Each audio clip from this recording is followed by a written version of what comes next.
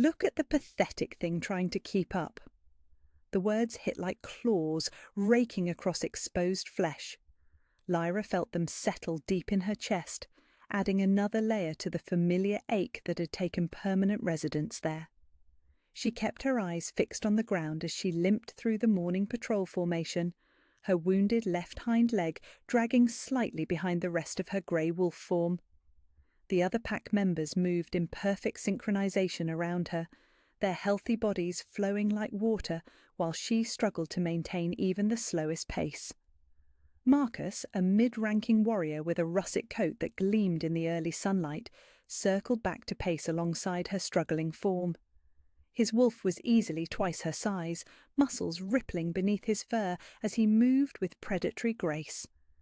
When he spoke, his mental voice carried the casual cruelty of someone who had never known what it felt like to be at the bottom. "Maybe we should leave the Omega behind today. She's slowing down the whole patrol, and we have real work to do." Lyra's wolf wanted to snarl, wanted to bare her teeth and show him that she still had fight left in her despite everything they had done to break her. Her hackles rose involuntarily, a growl building in her throat before she could stop it. The sound was ragged and weak, barely audible over the soft padding of paws against the forest floor, but it was defiance nonetheless. Marcus stopped so abruptly that two other wolves nearly collided with him. His golden eyes locked onto hers, and she could see the moment his surprise shifted into something far more dangerous. No Omega was supposed to challenge a ranked wolf. No Omega was supposed to show anything but submission, especially not one whose wolf was as broken and scarred as hers. "Did you just growl at me?" His mental voice dropped to a whisper that somehow felt louder than shouting. The smart thing would have been to drop her gaze, to tuck her tail and whimper an apology. That was what they expected from her. That was what 3 years of systematic humiliation had taught her to do. But something in her chest refused to bend, refused to break, no matter how many times they tried to shatter it completely. She met his stare directly, her pale green eyes steady, despite the tremor in her wounded leg. The silence stretched between them like a taut wire ready to snap. She could feel the attention of the entire patrol focusing on this moment, 20 wolves forming a loose circle around the confrontation. Some of them were excited by the prospect of entertainment. Others looked uncomfortable, as if watching someone deliberately walk toward their own destruction made them queasy.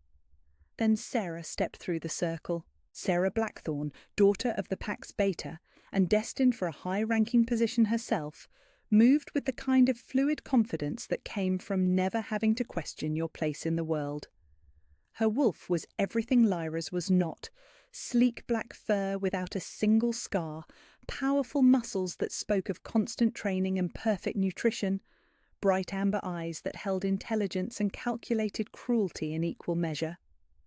When she shifted her attention to Lyra, it felt like being examined by a predator deciding whether you were worth the effort to kill. "Is there a problem here, Marcus?" Sarah's mental voice held the authority of someone born to command, even though she was barely older than Lyra herself. Marcus's posture shifted immediately, his aggression redirecting into respect. "The Omega showed challenge behavior. I was addressing it." Sarah's eyes never left Lyra's face. There was something in that gaze that went beyond casual dominance, something personal and vindictive that made Lyra's skin crawl even beneath her fur.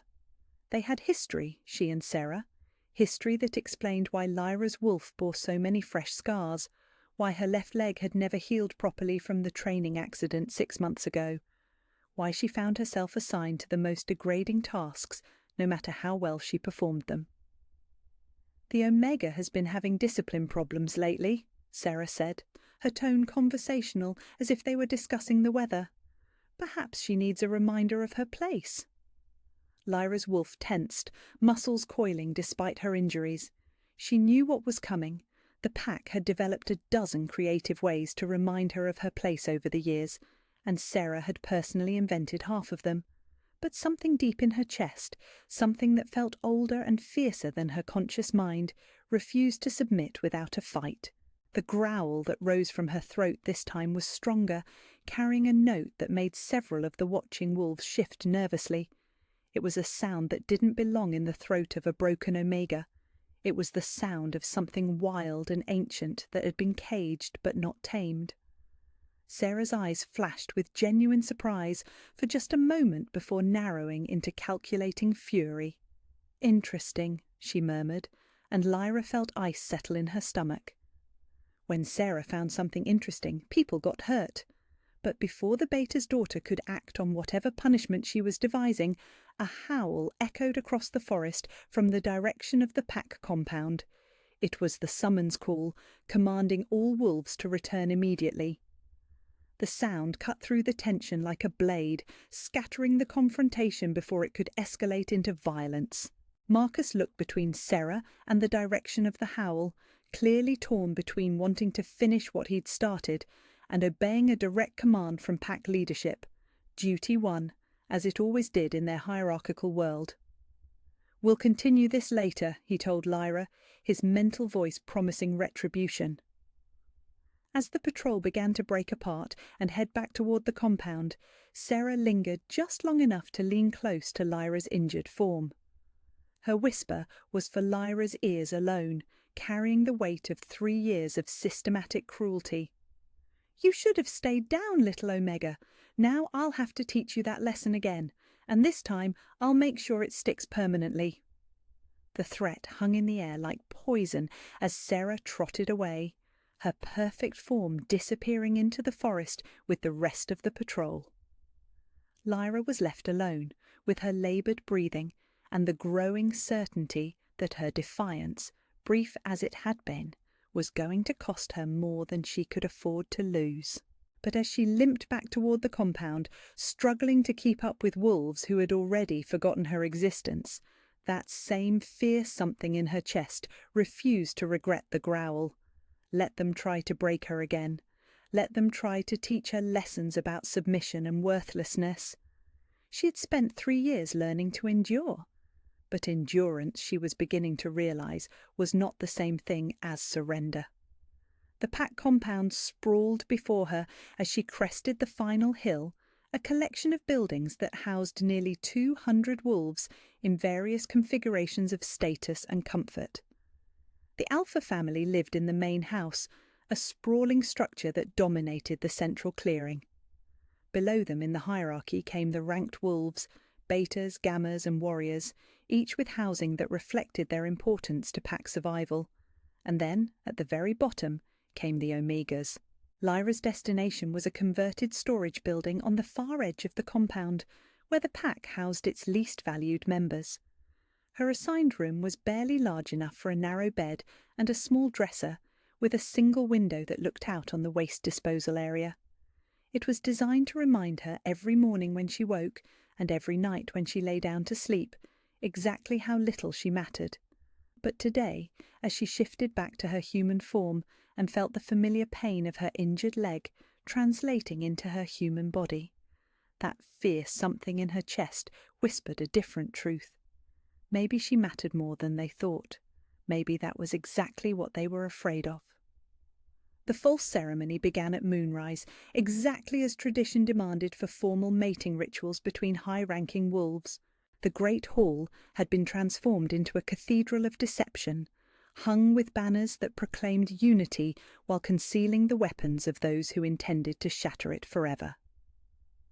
Alpha Donovan Ravenclaw stood beside his daughter Eleanor at the ceremonial altar, both of them playing their assigned roles in what they believed was a delicate diplomatic situation. But Lyra, watching from the shadows of the upper gallery, could see the truth that political necessity had hidden from the honoured guests. Silver threads of supernatural perception showed her the network of lies that connected every conspirator in the hall, the careful positioning of armed wolves among the ceremony attendants, the precise timing that would turn celebration into massacre. Sarah moved through the crowd below with poisonous grace, her amber eyes bright with fanatic determination as she approached Elena's position.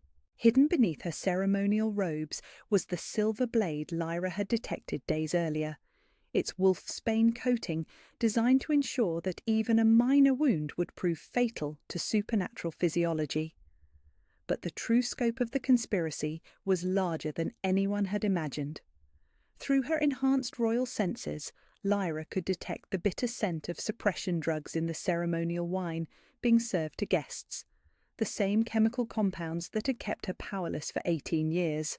Not enough to kill, but sufficient to weaken every wolf in the hall when the violence began. "They're not just planning to murder Elena," she whispered to Kieran, who stood beside her in the gallery shadows.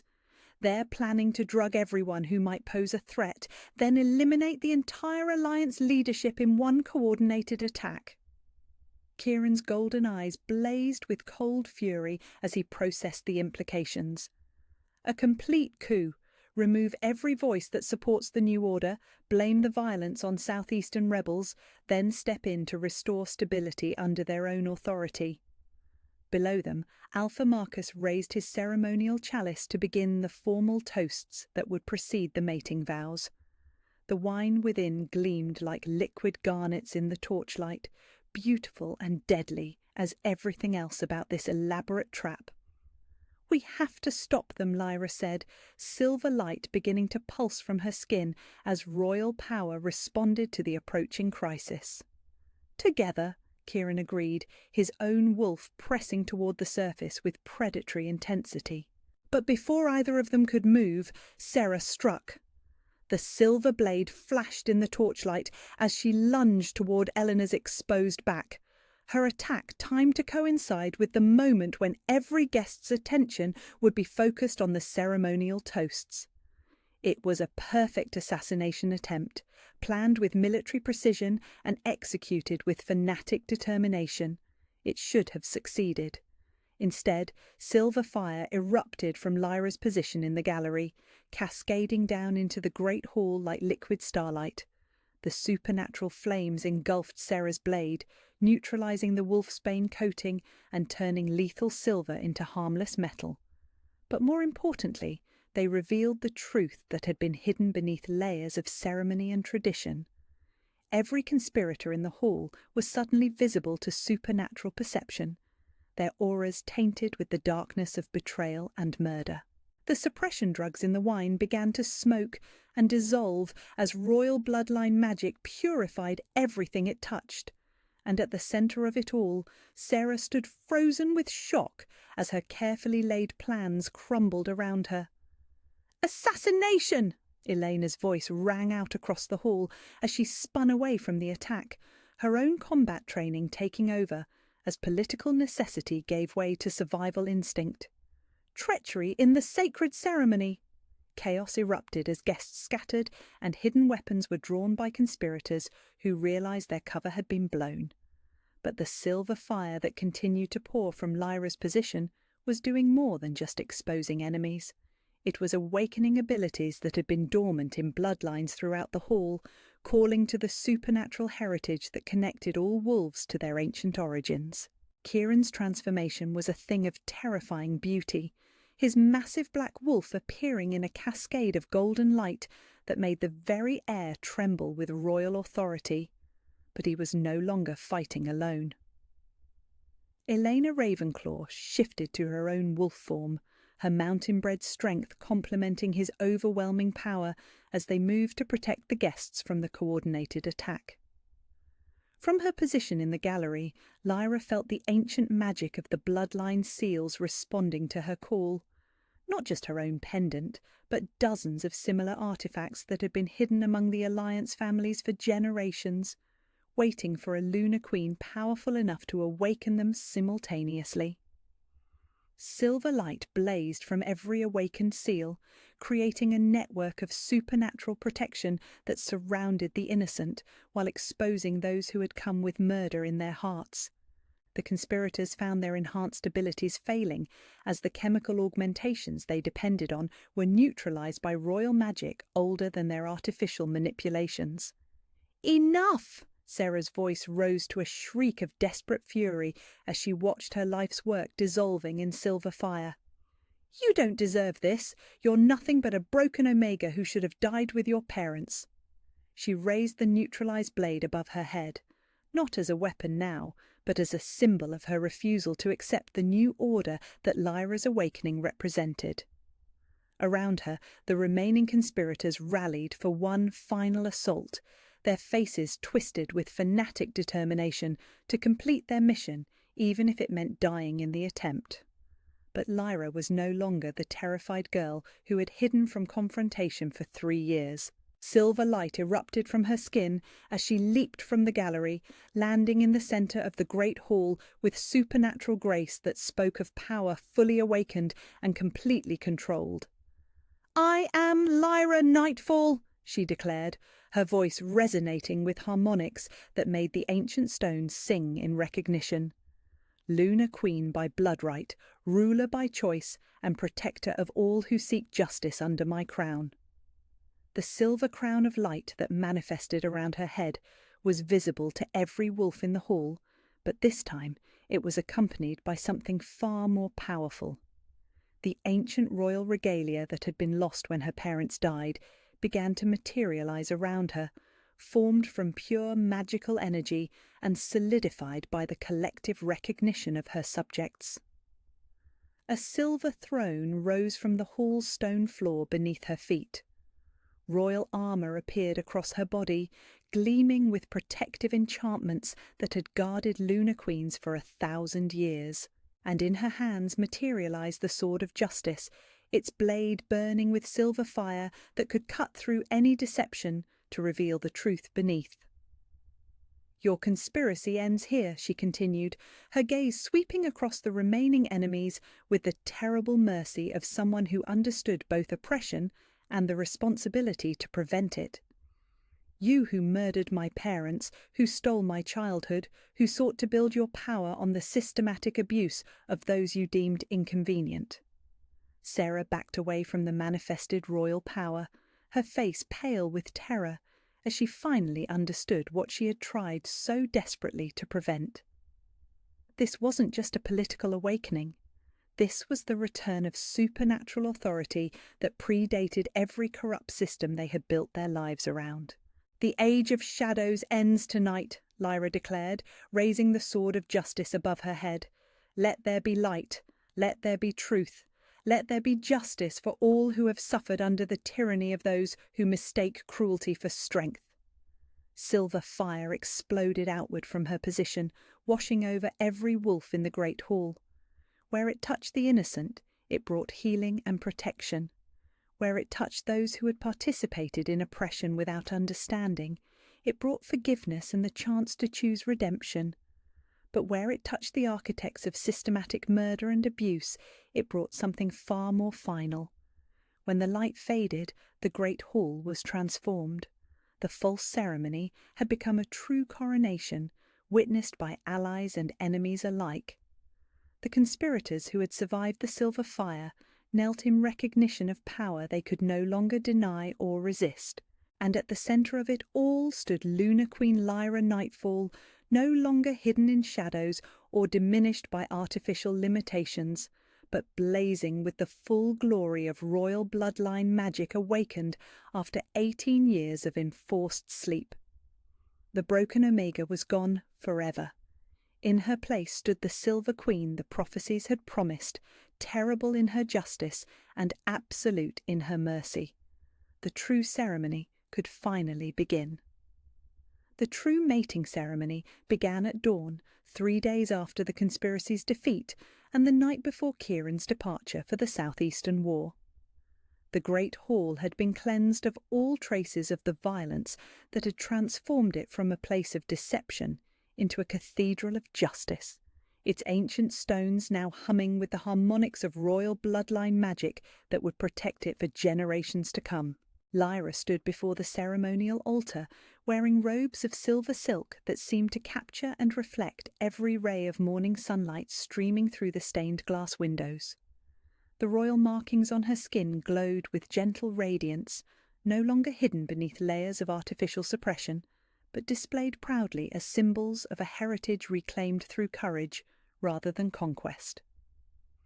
Kieran faced her across the ancient stones, his own ceremonial armour bearing the golden wolf crest of the Shadowmere line, while his eyes held depths of love and pride that made the mate bond between them sing with harmonious resonance.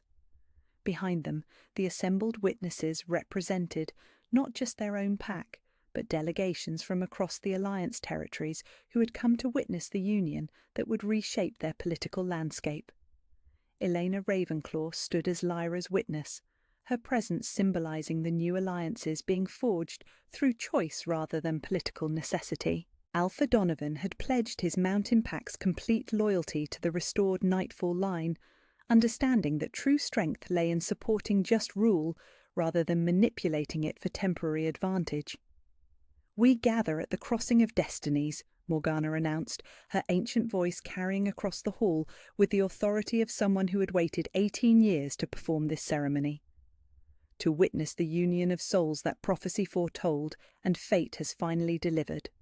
The traditional words carried deeper meaning now, spoken in the presence of power that had been hidden for so long. Every wolf in attendance could feel the pull of royal bloodline magic. The way Lyra and Kieran's combined presence created a resonance that spoke to the most ancient parts of their supernatural heritage. Alpha King Kieran Shadowmere," Morgana continued, turning toward him with ritual solemnity. "Do you claim this Lunar Queen as your true mate, recognizing her authority as equal to your own and pledging your strength to support her vision of just rule?" "I do," Kieran replied, his voice carrying the certainty of someone who had found the missing piece of his soul. "I claim Lyra Nightfall as my mate, my queen, and my partner in all things. Her justice is my justice, her strength is my strength, and her crown is as sacred to me as my own." The golden light that emanated from his skin, as he spoke, pulsed in perfect rhythm with the silver radiance that surrounded Lyra, creating patterns of combined illumination that painted the ancient hall in colours that belonged to legend rather than ordinary ceremony. "Lunar Queen Lyra Nightfall," Morgana said, turning toward her with eyes that held centuries of wisdom and the satisfaction of prophecy fulfilled. "Do you claim this Alpha King as your true mate, accepting his protection while maintaining your independence, binding your power to his while never diminishing your own authority?"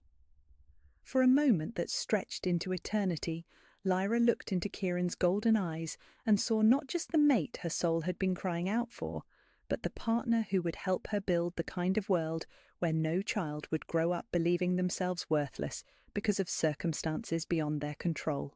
"I do," she said, her voice resonating with harmonics that made the ceremonial stones sing in recognition.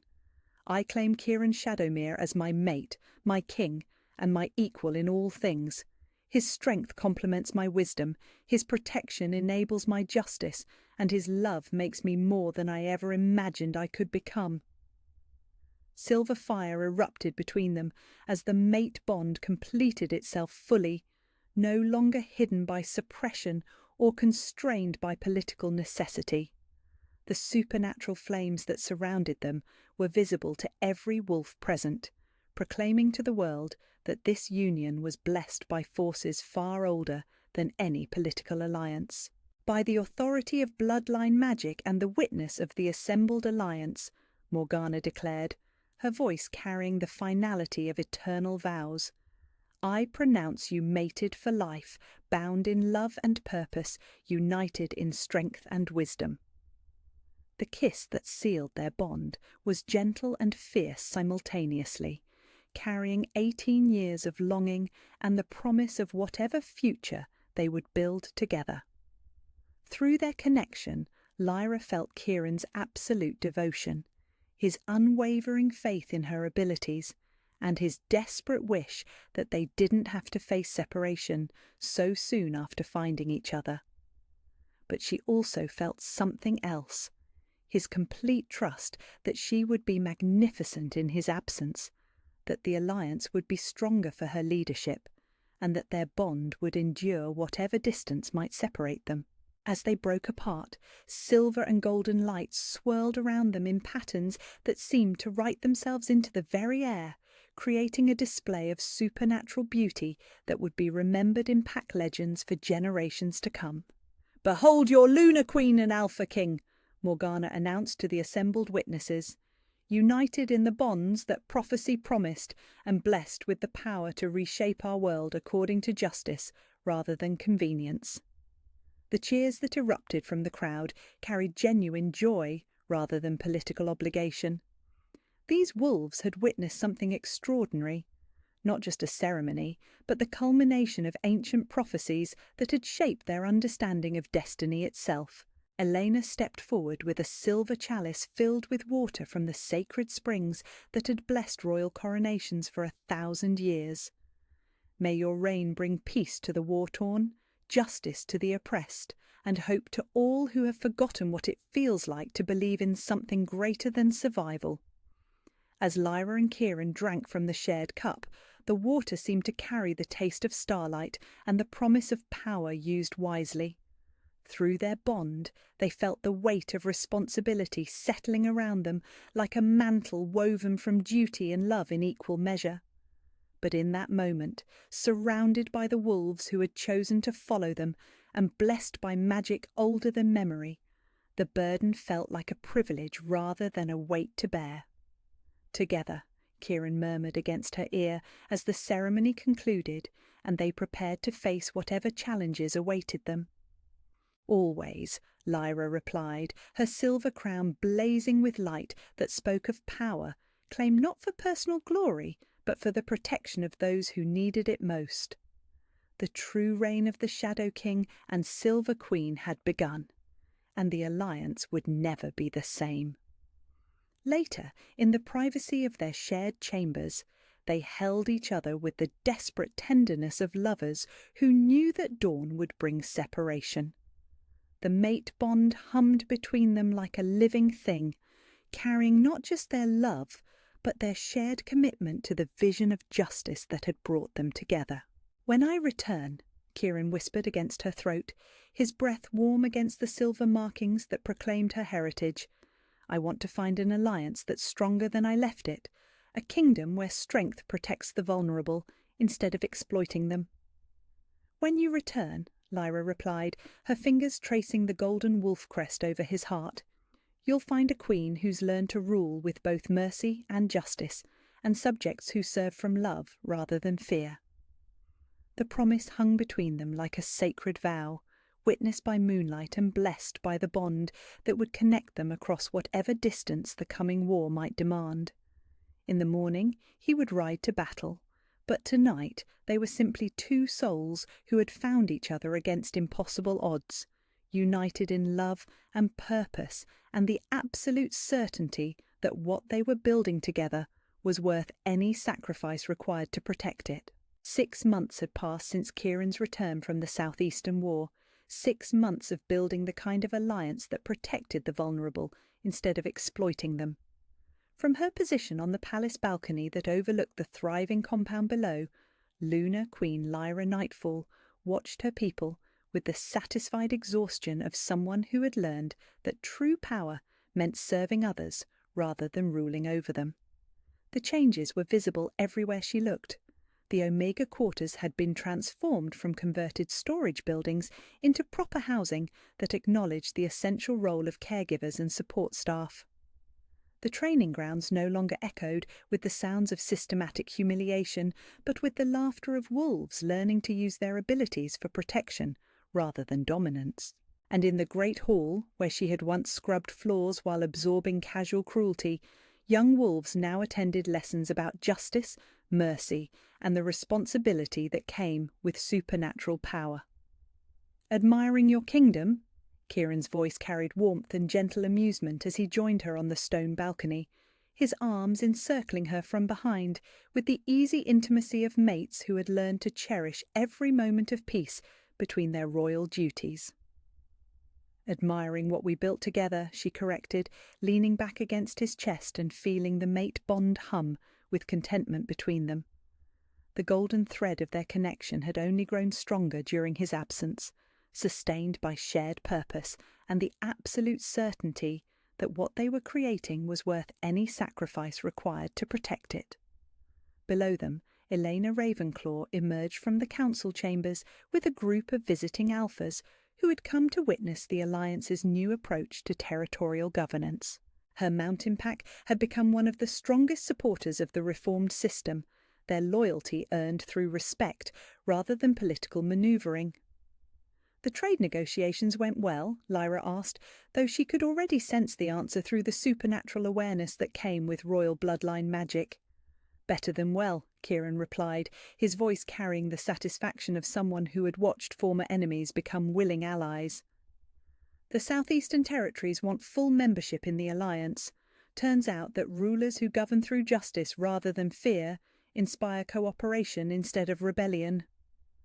It had taken months of careful diplomacy and patient demonstration, but the territories that had once threatened war were now requesting the protection and stability that came with the Nightfall Shadowmere rule.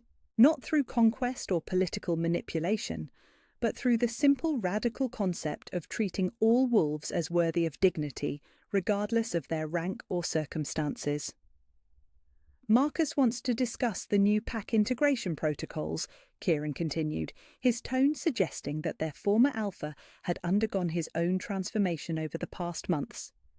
He's requesting permission to implement similar reforms in the outer territories. Lyra smiled, remembering the terrified wolf who had once tried to convince an alpha king to reject his mate for political convenience. Marcus had become one of their most dedicated supporters once he understood that true security came from justice rather than the suppression of inconvenient truths. "And Sarah?" she asked quietly, though she already knew the answer. "Still in exile, still refusing the offer of redemption through service," Kieran replied, with the patient sadness of someone who had learned that not everyone could be saved from their own choices. Elena reports that she's found followers among wolves who prefer the old systems of hierarchy and control. It was the one shadow that lingered over their transformed world. Despite every offer of mercy, despite countless opportunities to choose a different path, some wolves remained committed to the belief that strength meant dominance over others rather than protection of them. But even that opposition served a purpose, reminding the Alliance that freedom required constant vigilance to maintain.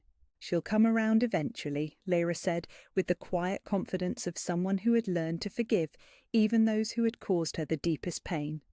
"Or she won't. But either way, we've built something that can survive her opposition." A soft knock at the balcony door interrupted their quiet reflection. Morgana entered with the careful deference that the ancient wolf still insisted on showing, despite being told countless times that such formality wasn't necessary between them. "Your Majesties," she said, though her eyes sparkled with barely contained excitement, "the pack medic has requested your presence in the medical chambers. There are developments that require royal attention." The careful phrasing and Morgana's obvious joy could only mean one thing. Lyra felt her heart skip as understanding flooded through her, accompanied by the warm pulse of silver light that had become her body's way of responding to strong emotions. "How long have you known?" she asked, though part of her had suspected for weeks that something was different about the way her abilities had been fluctuating. "The bloodline magic never lies to those who know how to read its signs," Morgana replied, with the satisfaction of someone who had been waiting for this moment since the mating ceremony. 3 weeks, I would estimate, though formal confirmation will require the medic's examination. Kieran's sharp intake of breath was the only sound on the balcony as the implications settled over them like a blessing made manifest. Through their mate bond, Lyra felt his wonder and fierce protectiveness surge in waves that made her silver markings glow with responsive light. "A heir?" he whispered against her ear, his voice thick with emotions too complex to name. "Our child will grow up in a world where worth isn't determined by rank or circumstances." "Our child will know from birth that they are loved unconditionally," Lyra replied, her hands moving instinctively to the place where new life was taking root, "and that true strength comes from lifting others up rather than keeping them down." The future stretched before them like a golden path illuminated by silver fire, filled with challenges and triumphs they would face together. Their child would inherit not just royal bloodline magic, but the legacy of parents who had transformed systematic oppression into systematic justice. As they stood together on the balcony that had once been forbidden to her, surrounded by the evidence of a world remade through love and determination, Lyra reflected on the journey that had brought them here. From broken Omega to Lunar Queen, from victim to protector, from someone who believed herself worthless to someone who had learned that worth was inherent rather than earned. "I love you," Kieran murmured, the simple words carrying depths of meaning that encompassed everything they had built and everything they still hoped to create. "I love you too," she replied, turning in his arms to face the mate who had seen her true worth when she couldn't see it herself. "Thank you for showing me who I really was." "Thank you for becoming who you were meant to be," he corrected gently. "The Silver Queen who transformed our world through mercy instead of vengeance, through justice instead of retribution." The silver light that emanated from her skin grew brighter as evening approached, no longer hidden or suppressed, but radiating freely as a beacon of hope for all who sought protection under her rule. Below them, the compound settled into peaceful evening routines, secure in the knowledge that their leaders served them rather than the other way around. In the distance, the ancient ruins where she had first discovered her true nature glowed with responsive silver fire, acknowledging the Lunar Queen who had finally claimed her rightful place in the world. The stones that had witnessed her lowest moments now celebrated her greatest triumph, not the power she had gained, but the wisdom she had chosen to use it for others. When I stopped believing I was worthless, everything changed. The thought arose unbidden from the depths of her transformed heart, carrying the weight of truth hard-won through suffering and sacrifice. She had spent 18 years accepting whatever the world told her she was worth, but true worth, she had learned, was not something others could give or take away. It was something you claimed for yourself, then used to lift up everyone around you. The Silver Queen and her Shadow King stood together as night fell over their kingdom, their love a light that would guide their people through whatever darkness the future might hold. And in that perfect moment of peace and promise, surrounded by the evidence of what two hearts could accomplish when they chose justice over convenience, Lyra knew that every moment of pain had been worth it. She was no longer the girl who had believed herself nothing. She was the woman who had learned that everyone was something precious, deserving of protection and love and the chance to discover their own worth, and that made all the difference in the world. The news swept through the pack compound like wildfire, carried on whispered conversations and excited mental links that buzzed with an energy Lyra hadn't felt in years. Alpha King Kieran Shadowmere was coming. The most powerful wolf in 3 territories, ruler of the Northern Alliance, and unmated alpha of legendary strength, would arrive within the week for the annual pack evaluations. Lyra heard the announcement from her position, scrubbing the kitchen floors, her human form bent over a bucket of soapy water that had long since turned grey with dirt. The kitchen staff barely noticed her presence as they chattered excitedly about preparations, their voices rising and falling like music she wasn't invited to join. "They say he's looking for a mate this time," whispered Elena, the head cook, as she kneaded bread dough with unusual vigour. "Can you imagine? One of our pack daughters could become the Lunar Queen of the entire alliance." "It'll be Sarah, of course," replied Marcus's sister, a Gamma-ranked wolf named Celia. "She's the strongest female we have, and her bloodline is impeccable. The Beta's daughter mating with the Alpha King would secure our pack's position for generations." Lyra's scrub brush stilled against the stone floor.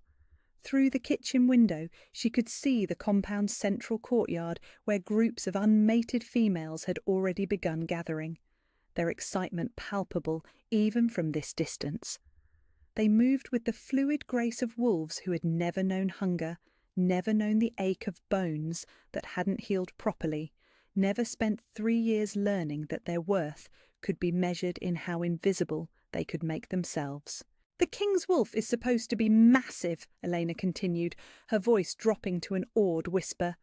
Black as midnight and twice the size of any normal alpha. They say when he shifts, the very air around him trembles with power. Something deep in Lyra's chest responded to those words, a flutter of recognition that made no sense. She had never seen an alpha king, had never been in the presence of anyone more powerful than her own pack's leadership. But the description sent an inexplicable shiver down her spine, as if her wolf was trying to tell her something her conscious mind couldn't understand. Back to work, Omega. The sharp command came from Sarah herself, who had entered the kitchen with the silent predatory grace that had always made Lyra's skin crawl. The Beta's daughter wore a flowing dress of deep emerald that complemented her dark hair and amber eyes, every inch of her radiating the confidence of someone who had never doubted her place in the world. Lyra ducked her head and resumed scrubbing, but she could feel Sarah's gaze like a weight pressing down on her shoulders. The other kitchen workers had gone silent, suddenly finding their own tasks fascinating enough to require complete concentration. "I trust you'll remember your place during the king's visit," Sarah said, her voice carrying that deceptively pleasant tone that Lyra had learned to fear more than outright threats. "It would be unfortunate if our pack's reputation were damaged by inappropriate behaviour from the help." The implication was clear. Stay invisible, stay silent, stay broken. Lyra nodded without looking up, her hands continuing their mechanical scrubbing motion. But that strange flutter in her chest grew stronger, accompanied by an almost magnetic pull toward the compound's main gates, as if something was approaching that her wolf recognized even when her mind did not. "Excellent," Sarah murmured. "Oh, and Omega, you'll be assigned to stable duty for the duration of the king's visit. I'm sure you understand why it's best to keep you away from the main compound during such important proceedings." Stable duty, the most isolated, physically demanding work available, traditionally reserved for wolves being punished. It would mean sleeping in the hayloft above the horse stalls, taking her meals alone, and having no contact with the visiting delegation whatsoever. It was exile disguised as work assignment. But as Sarah swept out of the kitchen with her entourage of admirers, Lyra felt that inexplicable pull growing stronger. Whatever was coming, whatever change the Alpha King's arrival would bring, her wolf seemed to think isolation might not be the disadvantage Sarah intended it to be. The days that followed were a blur of frantic preparation. The pack house was scrubbed until every surface gleamed, gardens were manicured to perfection, and the eligible females began a regimen of beauty treatments and combat training that bordered on obsessive. Lyra watched it all from the periphery as she hauled feed bags and mucked stalls, her injured leg aching with each step, but her strange anticipation growing stronger. On the third night, she overheard a conversation that made her blood run cold. She had been settling the horses for the evening when voices drifted from the pack house's rear terrace, where Sarah often held private meetings with her inner circle.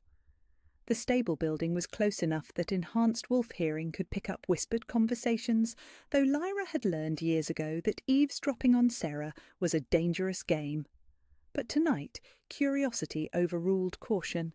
"Has to be handled before he arrives," Sarah was saying, her voice tight with controlled fury.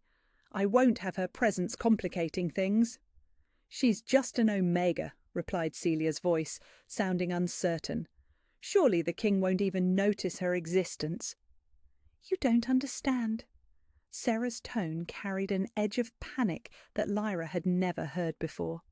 "There are complications with her bloodline, things that could raise questions we can't afford to answer." "Bloodline?" Lyra pressed closer to the stable wall, her heart hammering against her ribs. She was an orphan, abandoned as an infant with no known parentage. What bloodline could Sarah possibly be concerned about? "The training accident wasn't enough," Sarah continued. "I thought breaking her wolf permanently would solve the problem, but she's been showing signs of recovery. Healing too fast, growing stronger despite the suppression treatments." Suppression treatments? The words hit Lyra like a physical blow. the bitter tea she was required to drink every morning, supposedly vitamins to help with her constitution.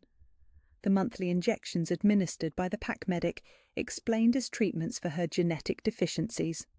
The way her wolf always felt clouded and distant, as if something was muffling their connection. They had been drugging her. For 3 years they had been systematically weakening her wolf to keep her trapped in Omega status. "What do you want us to do?" asked another voice, one Lyra recognized as belonging to Marcus. "Make it look like an accident," Sarah replied, with chilling casualness. "A fall from the hayloft, perhaps, or maybe she could be trampled by one of the horses. These things happen to clumsy Omegas all the time." They were planning to kill her. Lyra's legs gave out, sending her crashing into a pile of empty feed bags. The sound echoed through the stable like a gunshot, and she heard the conversation on the terrace cut off abruptly. Footsteps approached the stable building, and she scrambled to her feet, her injured legs screaming in protest. But as she limped toward the stable's rear exit, something extraordinary happened. Her wolf, clouded and suppressed as it was, suddenly surged to the surface with a clarity she hadn't felt in years. The pull she had been sensing grew stronger, accompanied by a certainty that made her very bones ache with recognition. He was coming, soon, and when he arrived, everything would change. Lyra made it to her hayloft sanctuary just as the stable doors opened below. She heard Sarah's voice calling her name, feigning concern as she searched for the source of the noise. But for the first time in 3 years, Lyra wasn't afraid. Whatever they had been suppressing in her was starting to break free. Whatever bloodline complications Sarah feared were beginning to manifest despite the drugs and the systematic abuse. And somewhere in the darkness beyond the pack territory, something was approaching that her wolf recognized as salvation. The Alpha King was coming, and Lyra was finally ready to remember who she truly was. The forbidden ruins lay deep within the eastern woods, where the old growth trees twisted together in patterns that seemed to defy natural law. Lyra had discovered them by accident 2 years ago while fleeing from one of Sarah's training sessions, her wounded wolf seeking the darkest, most isolated place she could find to lick her wounds in peace. What she had found instead was something that defied explanation. Ancient stone circles rose from the forest floor like the bones of some long-dead giant, covered in moss and vines, but still radiating a power that made her wolf's hackles rise with recognition rather than fear. The stones were carved with symbols that seemed familiar despite being unlike anything she had seen in pack histories or territory maps. Spirals and crescents intertwined with images of wolves whose eyes had been inlaid with silver that still caught the moonlight after centuries of abandonment.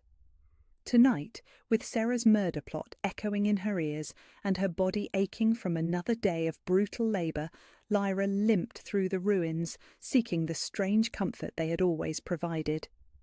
Her injured leg dragged behind her as she made her way to the central circle, where a flat stone altar waited beneath the canopy of ancient oaks.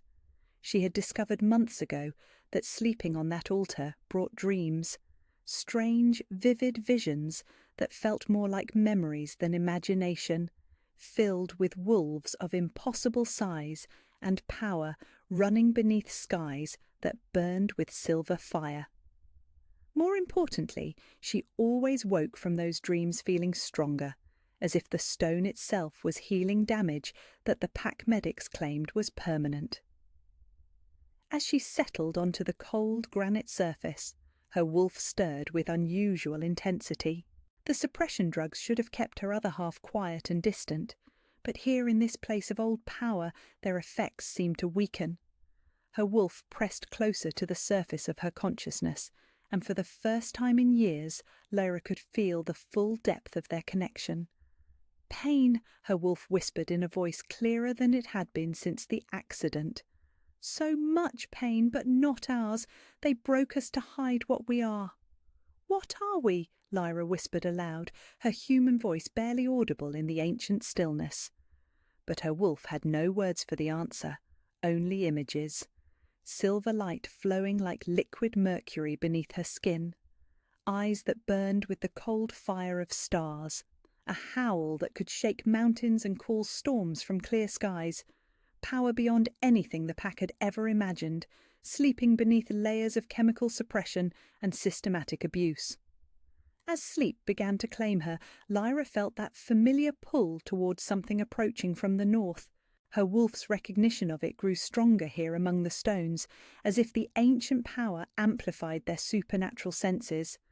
Whatever was coming, it was vast and dark and utterly overwhelming, and it was looking for something, looking for her. The dream that came was unlike any she had experienced before. She stood in the same ruins, but they were no longer abandoned. Torches burned in silver sconces that lined the stone circles, casting dancing shadows across carvings that gleamed as if newly made. The air thrummed with power so intense it made her bones ache with recognition. And she was not alone. Dozens of wolves surrounded the central altar, but these were not like any creatures she had seen in waking life. They were massive, their forms radiating an otherworldly grace that spoke of royal bloodlines and ancient magic. Their fur ranged from pure white to deepest black, but every one of them bore the same silver markings that decorated the stone carvings. Crescents on their foreheads, spirals along their spines, intricate patterns that seemed to shift and flow in the torchlight. At the centre of the gathering stood a wolf that made all the others seem small by comparison. His coat was the colour of starlight, so pale it was almost translucent, and his eyes burned with silver fire. When he spoke, his voice resonated not just through the air, but through the very stones beneath their feet. "The bloodline endures," he said, his mental voice carrying the weight of prophecy. "Though they have tried to break it, though they have hidden her truth even from herself, the Silver Queen will rise when the Shadow King calls her name." The silver-white wolf turned his burning gaze directly toward Lyra, and she realized with shock that he could see her, that this was not just a dream, but some form of communion across time itself. "You carry our blood, daughter of the moon," he continued. "You are the last of the Nightfall line, born to rule alongside the strongest of our kind. They have kept you weak with poison and lies, but the time of hiding is ending." "I don't understand," Lyra whispered, her dream voice trembling with confusion and desperate hope. "What am I?" "You are the reason they killed your parents," the ancient wolf replied, his words hitting her like physical blows. "The Lunar Queen prophesied to bring balance to our world, to unite the territories under just rule. Your mother was the last acknowledged heir of our line, your father an Alpha King who chose love over political alliance. They died to prevent your awakening, but death cannot stop destiny." The scene around them began to shift and blur, the torches dimming as the connection weakened. But the silver wolf's final words burned themselves into her memory with crystal clarity. "The Shadow King comes for you, daughter. When he arrives, show him the marks of your heritage. Show him what they tried to hide." Lyra woke to find herself bathed in moonlight that seemed impossibly bright. The altar beneath her was warm despite the chill night air, and when she raised her hands to push herself upright, she gasped in shock. Silver markings covered her arms like intricate tattoos, spiralling from her wrists to her shoulders in patterns identical to those carved into the ancient stones. As she watched in amazement, the marks began to fade, but not completely.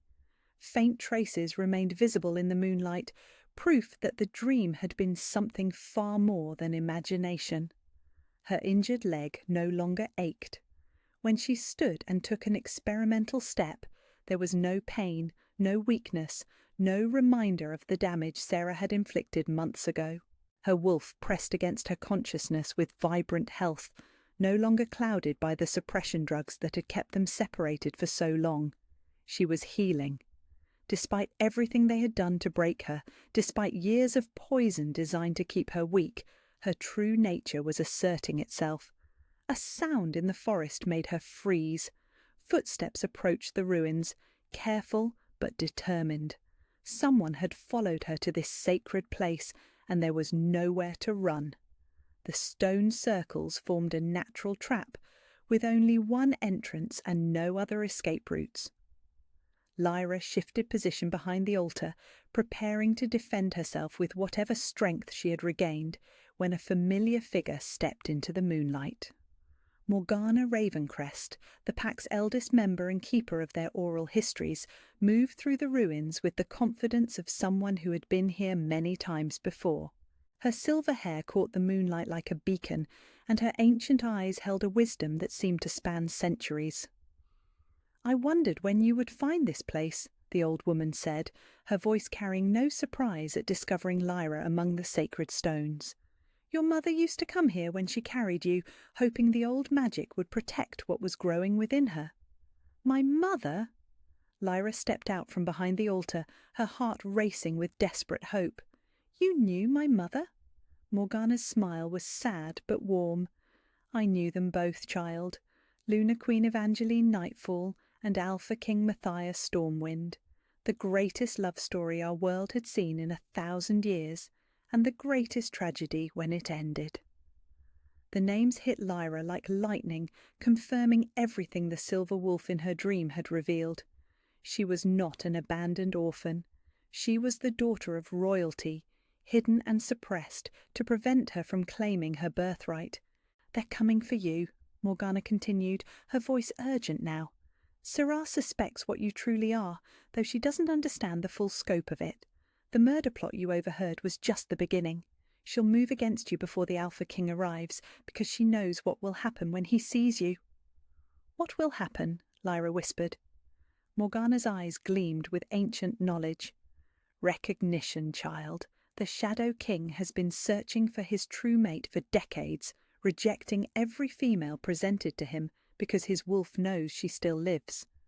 When Kieran Shadowmere sees you, when he scents your true bloodline beneath the suppressions they've layered upon you, the mate bond will snap into place like lightning seeking ground." The pull Lyra had been feeling, the inexplicable recognition of something approaching from the north, suddenly made perfect sense. It wasn't just any powerful alpha heading toward their territory. It was her destined mate, following an instinct as old as time itself. "But Sarah will try to kill you before that recognition can occur," Morgana warned. "You must be ready, child. The healing you've experienced here tonight is only the beginning. Your power has been sleeping for 18 years, and awakening it fully will require courage you've never had to find." As if summoned by the old woman's words, a howl echoed across the forest from the direction of the pack compound. It was deep and resonant and filled with a power that made the ancient stones hum in response. Even from miles away, the sound sent shivers down Lyra's spine and made her wolf surge toward the surface with desperate recognition. He was here. The Alpha King had arrived 3 days early and under cover of darkness.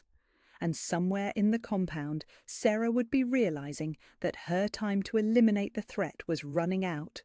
"Go!" Morgana urged, pressing something small and warm into Lyra's hand. "Return to your duties as if nothing has changed, but wear this, and when the moment comes, trust your instincts." Lyra looked down to find a pendant in her palm, carved from stone that matched the ancient ruins and bearing the same silver markings that had appeared on her arms. The moment it touched her skin, she felt a surge of strength that made her gasp. "What is it?" she breathed. "Your mother's bloodline seal," Morgana replied, "hidden all these years waiting for you to be strong enough to bear it. It will protect you from their poisons and help your true nature emerge. But more than that, it will call to your mate when the time is right." Another howl split the night, closer this time, and filled with such raw power that birds took flight from trees throughout the forest. Lyra's wolf responded with a whine of longing so intense it left her breathless. "He's looking for something," she whispered, understanding flooding through her. "He's looking for you," Morgana confirmed. "He has been all his life, and now finally you're strong enough to be found." The Alpha King's presence hit the compound like a shockwave that travelled through every wolf's consciousness simultaneously. Lyra felt it first as a pressure change in the air itself, as if a storm front had moved in carrying lightning that hadn't yet decided where to strike. Then came the scent, drifting through the pre-dawn darkness with an intensity that made her wolf pace frantically within her chest. Pine and winter wind, and something indefinably wild that spoke of vast territories and absolute authority. But beneath those expected alpha markers was something else, something that made her newly awakened bloodline sing with recognition. Dark chocolate and aged whiskey, campfire smoke and leather worn smooth by centuries of use. It was a scent that called to the deepest part of her soul with an urgency that left her gasping. From her position in the stable hayloft, Lyra could see the compound's main gates where torches blazed in formal welcome formation. Alpha Marcus Greystone and his beta officers waited in their finest ceremonial garb, their wives arranged beside them in displays of pack unity and prosperity. But it was the unmated females who drew the eye, positioned in a careful hierarchy that placed Sarah at the very front, resplendent in midnight blue silk that made her look like living starlight. The sound of approaching hoofbeats echoed through the morning stillness, accompanied by the jingle of harness leather and the creak of carriage wheels. But when the Alpha King's entourage finally appeared through the morning mist, it was not the royal procession anyone had expected. A single massive black wolf padded through the gates with liquid grace that spoke of leashed power beyond measure. His coat gleamed like polished obsidian in the torchlight, and his golden eyes swept the assembled pack with the calculating intensity of a predator assessing potential threats. He was easily twice the size of even the largest pack alpha, his presence so overwhelming that several of the younger wolves took involuntary steps backward. Behind him rode a small group of warriors on horseback, their own alpha energy carefully subdued in deference to their king. They moved with the efficient precision of wolves who had seen real battle, not just the territorial disputes that passed for conflict among the smaller packs. Alpha King Kieran Shadowmere shifted to human form in a fluid movement that seemed to bend reality around itself. The man who emerged from that impossible transformation was everything the legends had promised and more. Tall and broad-shouldered, with black hair that caught blue highlights in the torchlight, his face was carved from granite and shadow, with eyes that burned like molten gold. When he spoke, his voice carried the kind of authority that could move mountains or topple kingdoms. "Alpha Greystone," he said, his greeting formal but not cold. "Thank you for hosting us during the evaluation period." Marcus stepped forward with the careful deference of a wolf who knew exactly how far beneath his station the Alpha King truly was. "The honour is entirely ours, Your Majesty. We have prepared quarters befitting your status, and our finest wolves are eager to demonstrate their worthiness." Kieran's gaze swept over the assembled females with polite attention that held no real interest. Lyra watched from her hidden vantage point as his eyes moved past Sarah without even a pause, past the carefully arranged display of beauty and breeding that was supposed to catch his attention and secure political alliances. But then something extraordinary happened. The Alpha King went completely still, his head turning toward the eastern edge of the compound where the stable building sat in shadow. His nostrils flared as he scented the air, and his wolf pressed so close to the surface that golden light began to flicker in the depths of his human eyes. "Is there something wrong, Your Majesty?" Marcus asked, following the direction of the king's intense stare. For a long moment Kieran didn't respond. His entire focus had narrowed to a laser point of concentration that seemed to cut through the night itself. When he finally spoke, his voice carried a note of wonder that made every wolf in the compound lean forward in curiosity. "There's a scent," he murmured, almost to himself. "Something I've been searching for without knowing what I was looking for." Sarah stepped forward with the practiced grace of someone accustomed to claiming attention. "Perhaps Your Majesty would like to tour our facilities? I would be honoured to show you the compound's highlights." But Kieran wasn't listening. His wolf had taken complete control, and he was already moving toward the stables with purposeful strides that covered ground faster than should have been humanly possible. The assembled pack scrambled to follow, their careful choreography dissolving into confused chaos as their honoured guest abandoned protocol to pursue some invisible trail. Lyra felt her heart hammering against her ribs as those footsteps approached her sanctuary. The pendant Morgana had given her was warm against her throat, pulsing in rhythm with something that felt like destiny approaching at light speed. Her wolf was going insane, pacing and whining and pressing against her consciousness with desperate need. "Mate," her wolf whispered with absolute certainty. "Our mate is here." The stable doors burst open as Kieran strode inside, his golden eyes already adjusting to the dim interior lighting. Behind him came the confused crowd of pack members, their whispered questions creating a buzz of nervous energy that seemed to make the very air vibrate. "Your Majesty, surely this is beneath your notice," Sarah said, her voice tight with barely controlled panic. "There's nothing here but livestock and storage." But Kieran was already climbing the ladder to the hayloft, moving with predatory determination toward the source of whatever had captured his attention. Each rung groaned under his weight, and Lyra could hear her own breathing echoing in the sudden silence that had fallen over the crowd below. When his head appeared above the loft floor, their eyes met for the first time. The world stopped.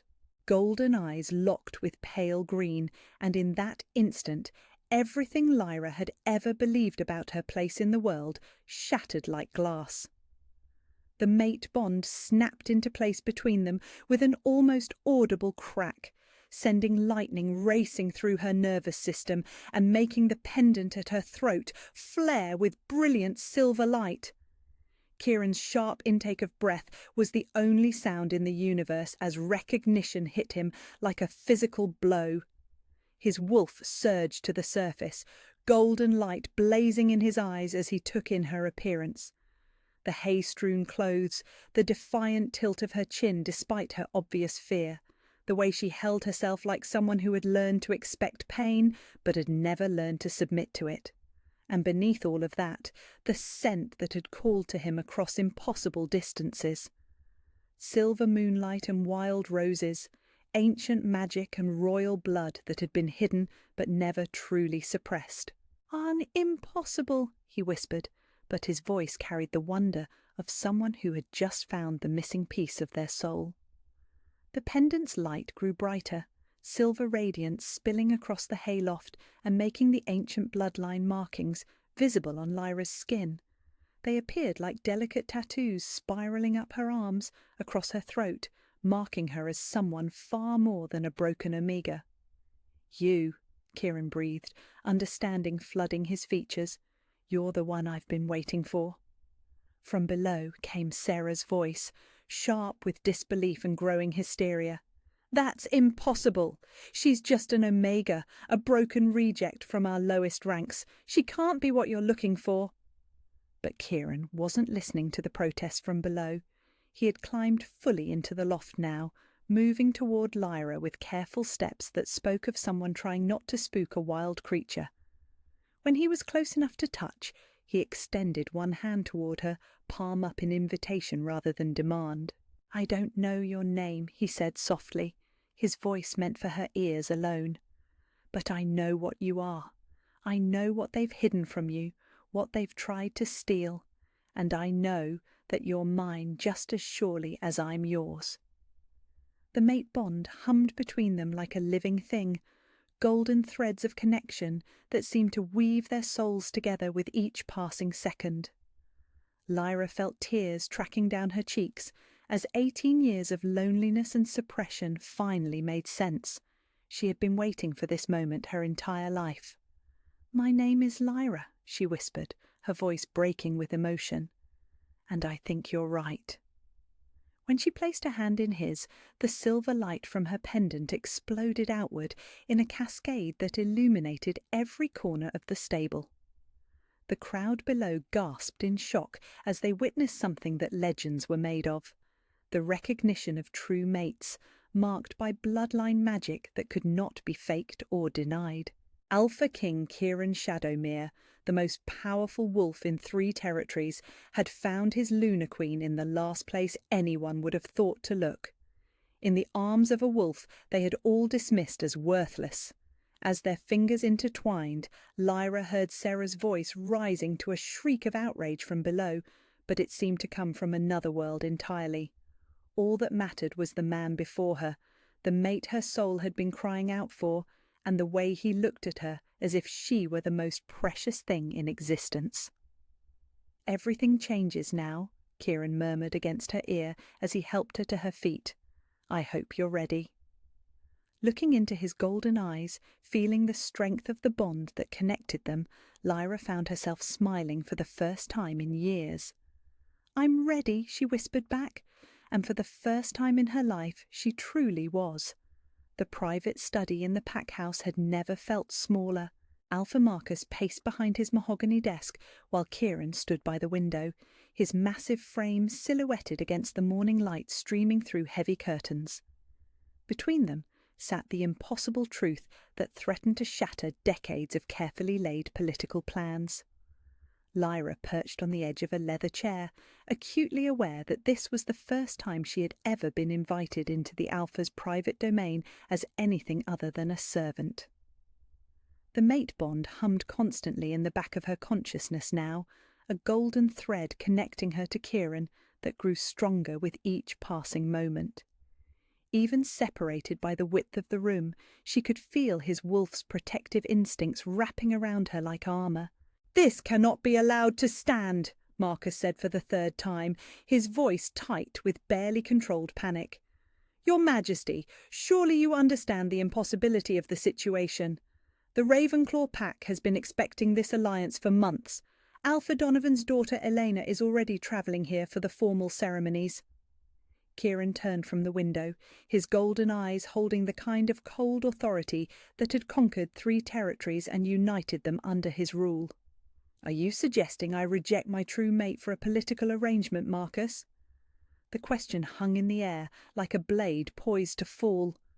Lyra felt her breath catch as she watched the 2 alphas face off, knowing that her entire future hung in the balance of this conversation. "I'm suggesting that the stability of the alliance depends on strategic partnerships," Marcus replied, his tone carefully diplomatic. "The Ravenclaw pack controls the mountain passes. Without their cooperation, our trade routes become vulnerable, and the southeastern territories might see that as an invitation to test our borders." Kieran's laugh was sharp and entirely without humour. "You're asking me to sacrifice the mate bond, the most sacred connection our kind recognises, for trade routes?" "I'm asking you to consider the consequences," Marcus shot back, his diplomatic facade cracking under pressure.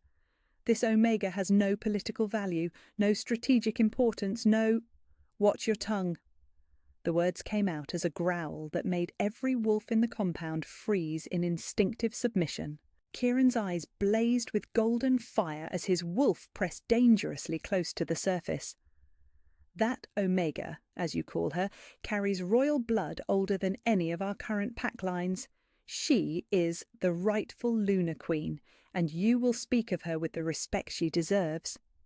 Lyra stared at Kieran in wonder, hardly able to believe that someone was not only defending her, but claiming she had value beyond her ability to serve others. The pendant at her throat pulsed with warm silver light, responding to the mate bond's intensity. "Royal blood?" Marcus scoffed, though his voice held less conviction now. "She's an orphan foundling with no known parentage. There's no documentation of—" "Because her parents were murdered to prevent exactly what's happening now," Kieran interrupted, his voice carrying the finality of absolute authority. Lunar Queen Evangeline Nightfall and Alpha King Matthias Stormwind died 18 years ago in what was staged to look like a territorial dispute. Their daughter was hidden among your pack to keep her safe from those who would see the Nightfall bloodline extinct forever. The silence that followed was deafening. Marcus sank into his chair as if his legs had given out, his face pale with shock. "That's impossible. The Nightfall line ended with Evangeline's death. Everyone knows that." "Everyone was meant to believe that," Kieran replied grimly. "But prophecy has a way of fulfilling itself despite our best efforts to prevent it. The Silver Queen has awakened, and she has chosen her Shadow King. The mate bond cannot be denied or dismissed for the sake of convenience." Lyra felt tears burning behind her eyes as pieces of her identity fell into place like puzzle fragments she hadn't even known were missing.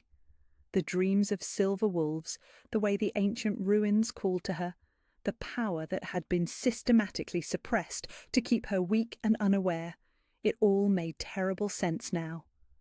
"But the political ramifications," Marcus began desperately. "Will be handled," Kieran cut him off with finality. "Elena Ravenclaw is a strong alpha female who deserves a mate who can love her completely. I am not that wolf, and forcing a false bond would serve no one. There are other ways to secure the mountain passes." As if summoned by the mention of political complications, the study door burst open without ceremony. Sarah stood in the doorway, her carefully composed mask finally slipped to reveal the fury and desperation beneath. Behind her clustered several other pack members, their faces showing various degrees of shock and calculation. "This is madness," Sarah declared, her amber eyes blazing as they fixed on Lyra with undisguised hatred. "You cannot seriously intend to elevate a broken Omega to Lunar Queen status. She's weak, damaged, utterly unsuitable for—" "She's my mate," Kieran's voice cut through Sarah's tirade like a blade through silk. "That makes her Lunar Queen regardless of your opinion on her suitability. I suggest you adjust your attitude accordingly." But Sarah was beyond reason now, her carefully laid plans crumbling around her like sandcastles in a storm. "She's been drugged for 3 years to suppress her abilities. She's dependent on medication just to function. How can someone so fundamentally broken possibly—" "Drugged?" Kieran's question came out as a whisper that somehow managed to be more terrifying than any shout. The temperature in the room seemed to drop as his wolf surged toward the surface. "What did you just say?" Too late, Sarah realized her mistake. Her face went white as she tried to backtrack, but the damage was already done. "I didn't mean, that is the medical treatments for her condition." "What condition?" Kieran asked with deadly quiet. His eyes had begun to glow with golden fire, and Lyra could feel his rage through the mate bond like a living thing. "What drugs has she been given?" Marcus cleared his throat uncomfortably. "The Omega has always been constitutionally weak. Our pack medic prescribed supplements to help with her deficiencies." But Kieran was no longer listening to carefully worded explanations. He crossed the room in 3 swift strides, kneeling before Lyra's chair and taking her hands in his. His touch sent warmth racing through her veins, and she felt her wolf respond with desperate recognition. "Tell me," he said softly. His voice meant only for her. "Tell me what they've been giving you." The concern in his golden eyes broke something loose in Lyra's chest. For the first time in years, someone was asking about her welfare because they genuinely cared, not because they were looking for weaknesses to exploit. "Bitter tea every morning," she whispered, her voice barely audible. "They said it was vitamins, and monthly injections that made me sick for days afterward. The medic said they were for my genetic deficiencies." Kieran's hands tightened on hers as understanding flooded his features. "Bloodline suppressants," he breathed, his voice thick with fury. "They've been poisoning you to keep your abilities dormant." The silence that followed was absolute. Even Sarah seemed to realize the magnitude of what had been revealed, her face cycling through shock, fear, and desperate calculation. "That's a serious accusation," Marcus said weakly, but his voice held no conviction. "It's the truth," came Morgana's voice from the doorway. The ancient pack elder stepped into the study with the dignity of someone who had been keeper of secrets far too long. I have documentation of the suppression protocols dating back 18 years to when the child first arrived. Sarah's mother initiated the treatments on explicit orders from parties unknown. The betrayal hit Lyra like a physical blow.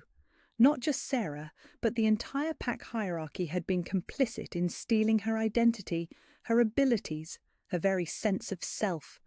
They had turned her into a victim and then blamed her for being weak. But Kieran's hands were warm and steady in hers, his presence a solid anchor in the storm of revelation. Through the mate bond, she felt his absolute determination to protect her, to give her everything that had been stolen. "The suppressants end now," he declared, his voice carrying the weight of royal decree. "No more drugs, no more treatments, no more systematic weakening of my mate. She will be given time to recover fully, and then we will proceed with proper mating ceremonies." "But Eleanor Ravenclaw arrives tomorrow," Marcus protested weakly. "Then you'll explain the situation and help me find a more suitable alliance for her," Kieran replied, without sympathy. "The Shadowmere pack has several unmated alphas who would be honoured to court her properly.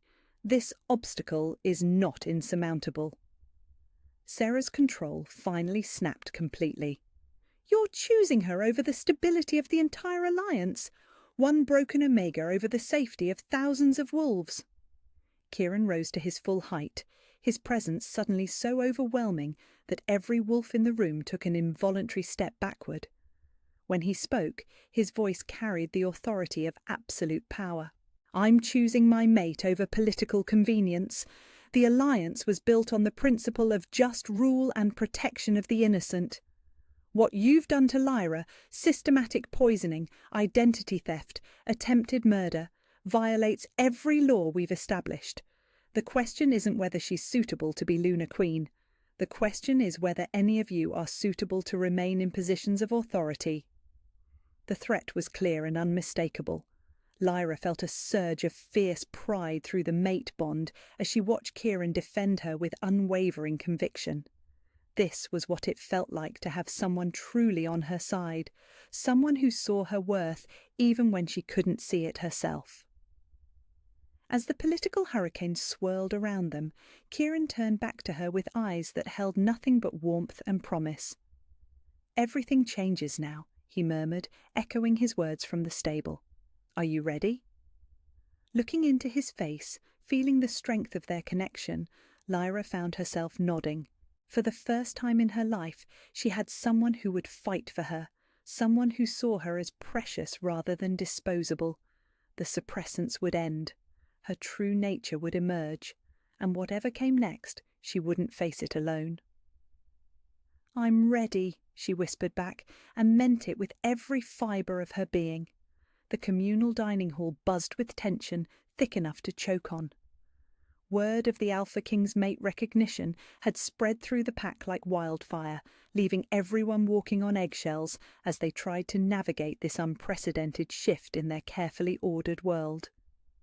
Lyra sat at Kieran's right hand at the high table, a position that should have been occupied by Sarah or another high-ranking female, wearing borrowed clothes that actually fit her properly for the first time in years.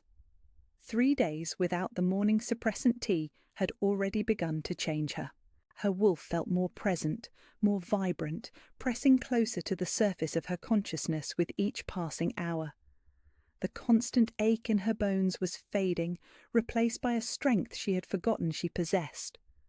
But with that growing power came a heightened awareness that made every hostile glance feel like a physical blow. Sarah approached their table with a silver pitcher of water, her movements carrying the fluid grace of someone performing a careful dance around a live explosive. Her amber eyes held depths of fury that no amount of political necessity could completely mask, but her voice was honey-sweet when she spoke. "Your Majesty, might I refresh your water?" she asked, her smile brittle as winter ice. Kieran barely glanced up from his conversation with Marcus about trade route alternatives. "Thank you," he said absently, his attention focused on more important matters than basic service, But Lyra's heightened senses caught something that made her wolf surge toward the surface with sudden alarm. Beneath the crystal-clear water was a scent that shouldn't be there, bitter and medicinal and all too familiar. The same scent that had lingered in her morning tea for 3 years, disguised by herbs and honey, but unmistakable now that her abilities were beginning to return. Without conscious thought, she reached out and caught Sarah's wrist as the other woman began to pour. The silver pitcher froze in mid-air, water trembling at its lip like liquid mercury in the torchlight. "What's in the water?" Lyra asked quietly, her voice carrying a new note of authority that made several nearby conversations falter. Sarah's mask slipped for just an instant, revealing the calculation underneath. "Nothing but pure spring water, of course. Why would you ask such a strange question?" But Lyra's wolf was snarling now, hackles raised in recognition of a threat disguised as hospitality. The pendant at her throat grew warm, silver light beginning to pulse beneath the borrowed dress. Around them, the dining hall was falling silent as other wolves sensed the rising tension between the two females. "I can smell it," Lyra said, her voice growing stronger with each word. "The same bitter compound you've been feeding me for years. You put suppressants in the water."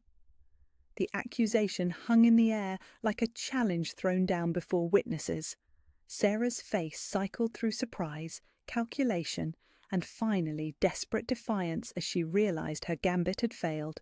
"That's ridiculous," she snapped, her honey-sweet tone evaporating. "You're being paranoid. Give me the pitcher." Kieran's voice cut through her protests like a blade through silk. He had turned his full attention to the confrontation now, golden eyes beginning to glow with dangerous light. Now. For a moment Sarah hesitated, her grip tightening on the silver handle. Lyra could practically see the thoughts racing through the other woman's mind as she calculated whether boldness or retreat would serve her better. Finally, political survival won over desperation, and she set the pitcher on the table with hands that trembled slightly. Kieran lifted the vessel and inhaled deeply, his enhanced senses analysing the contents with the precision of someone who had survived multiple assassination attempts. His face went deadly still as understanding flooded his features. "Bloodroot extract," he said softly, his voice carrying the kind of quiet fury that preceded volcanic eruptions. "Mixed with silver thistle and moonbane, a combination specifically designed to suppress supernatural abilities in wolves with royal bloodlines." The dining hall erupted in shocked whispers as the implications sank in. Not only had Sarah attempted to continue the systematic poisoning of the recognised Lunar Queen, but she had tried to do it in full view of the Alpha King himself. It was treason of the highest order, an act that demanded immediate justice.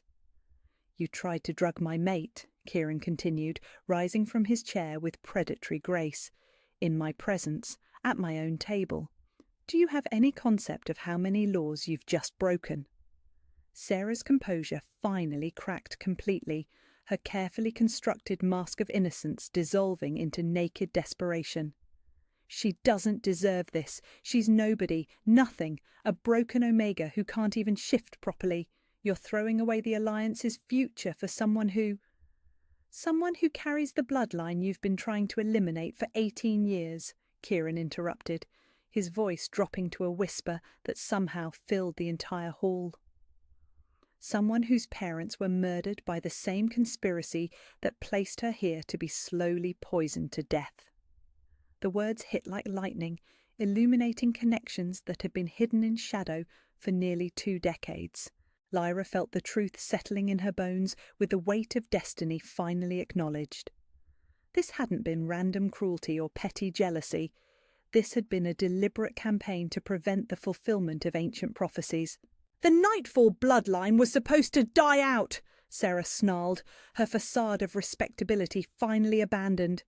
The prophecies spoke of a Silver Queen who would unite the territories under just rule, bringing an end to the power structures that have maintained order for centuries. She was supposed to die as an infant.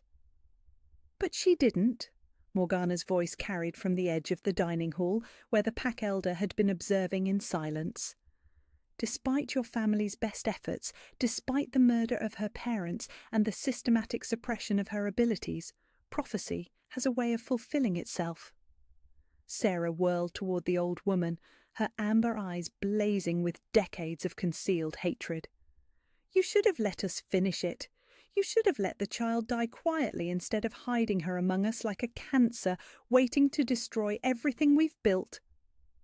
The admission rang through the hall like a bell-tolling judgment day. Not only had Sarah confessed to ongoing poisoning attempts, but she had revealed knowledge of the original conspiracy that had orphaned Lyra and stolen her identity.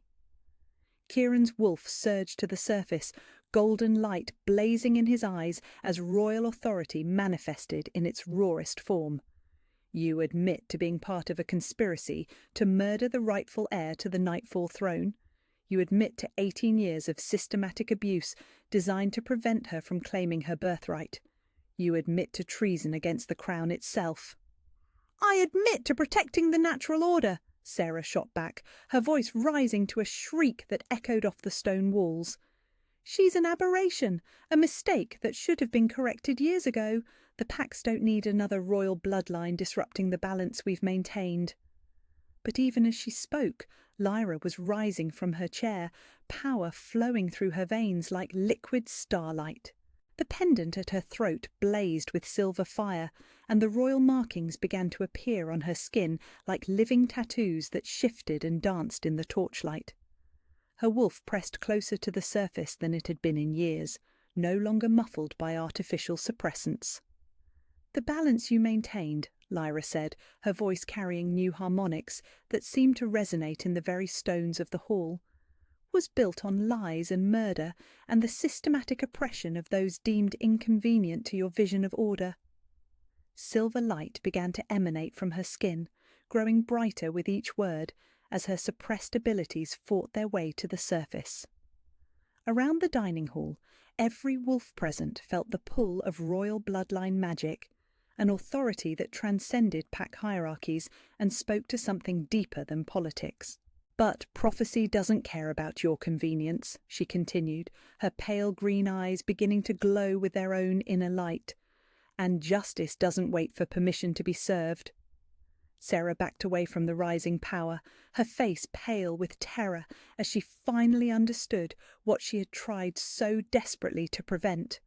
This wasn't a broken Omega finding her voice. This was a queen reclaiming her throne.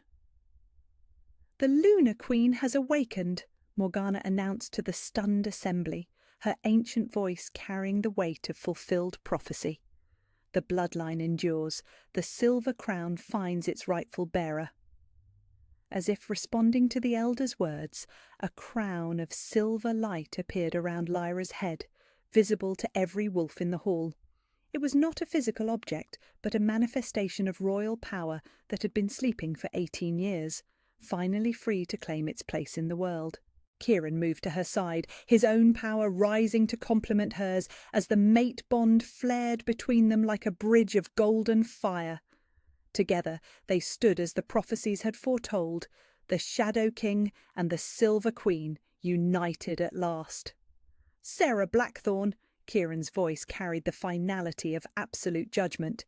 You stand accused of high treason, conspiracy to commit murder, and systematic abuse of the crown. How do you answer these charges? But Sarah was beyond answering, faced with the full manifestation of the power she had tried so desperately to suppress, confronted by the living proof that her conspiracy had ultimately failed. She could only stare in horror at the future she had tried to prevent. The Silver Queen had risen, and there would be a reckoning for every crime committed in the name of maintaining an order built on lies. The announcement came at dawn, delivered by a messenger whose travel-stained clothes spoke of urgent riding through the night. Elena Ravenclaw would arrive within hours, accompanied by her father, Alpha Donovan, and a full ceremonial escort, expecting to witness the political mating that would secure the mountain passes for another generation. Lyra stood on the balcony of the guest quarters Kieran had insisted she occupy, watching the frantic preparations below as pack members scrambled to maintain the illusion that nothing had changed. But everything had changed. The mate bond hummed constantly between her and Kieran now, a golden thread of connection that grew stronger with each passing hour. More importantly, her abilities were returning with frightening speed as the last traces of suppressants cleared from her system. The silver markings on her skin were no longer faint traces visible only in moonlight. They had deepened to permanent tattoos that spiraled up her arms and across her throat, marking her as unmistakably royal to anyone who understood the old bloodline symbols. When she shifted her attention to the forest beyond the compound, she could see individual leaves on trees half a mile away. When she listened, she could hear conversations happening in the pack house's lower floors, and when she reached out with senses, she was only beginning to understand. She could feel the approach of something dark and dangerous that had nothing to do with political marriage ceremonies.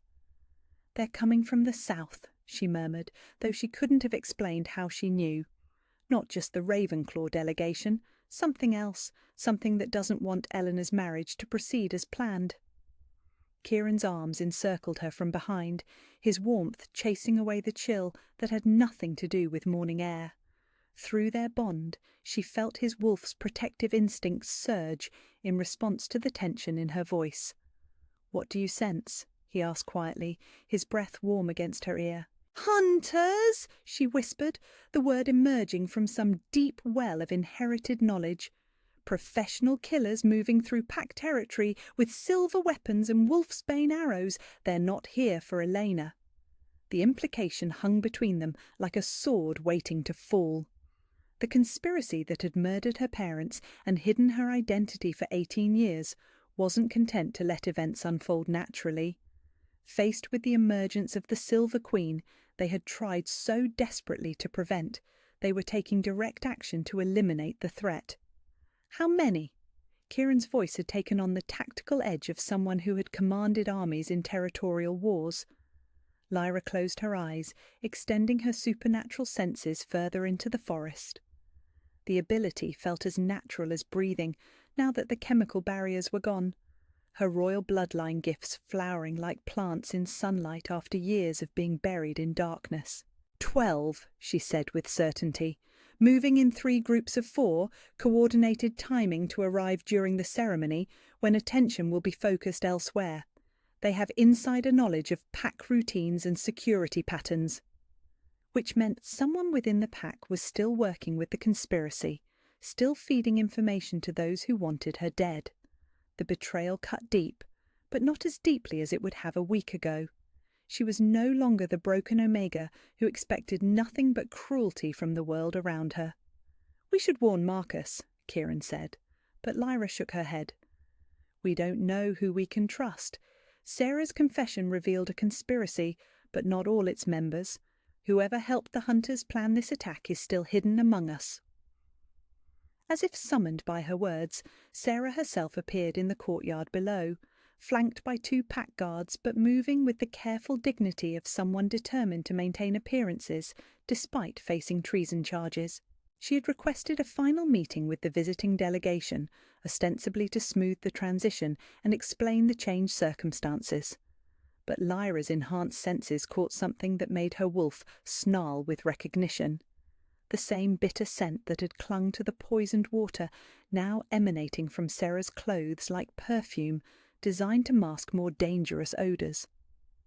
"She's armed," Lyra breathed, understanding flooding through her like ice water. "Silver blade, probably coated with wolfsbane extract. She's not planning to explain anything to Elena Ravenclaw." She was planning to murder the visiting Alpha's daughter and frame the chaos as an attack by unknown enemies. With both Elena and Lyra dead, the conspiracy could claim that outside forces were targeting the Alliance's stability, justifying whatever authoritarian measures they deemed necessary to maintain control. "The ceremony is a trap," Lyra continued, pieces falling into place with terrifying clarity. "They're going to kill everyone who poses a threat to their vision of order, then blame the violence on territorial enemies. Elena, Me, possibly even you if they can manage it without starting an all-out war. Kieran's arms tightened around her as fury blazed through their bond. "Over my dead body," he growled, his wolf pressing close to the surface.